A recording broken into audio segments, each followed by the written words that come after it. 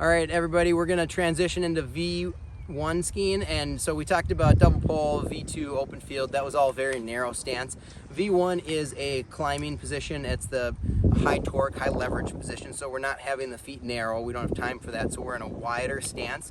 When I'm skiing V1, I wanna think about staying in this kind of imaginary box that I'm skiing in. So if I'm going up the hill, I'm kind of in this box. And as I'm V1ing, it stays with me, and my feet have to be inside this box. If I step out of the box here, now my foot is up the hill and my weight is back, and what I'm going to do is I'm going to have to do a movement pattern to get back into a good position to push or glide. If I ski inside my box the whole time, I can push and glide at will. I don't have this delay. So many skiers, when they go up the hill, they step and then they got to pull themselves up on the ski. Now their acceleration is down to 0, and then they'll step again. So they're hiking up the hill as they're skiing, versus if we stay in our box, we're just going to be able to push and glide at will. So the drill I like to do is we're going to V1 up the hill with no pulls, and I'm going to let my front wheel drag along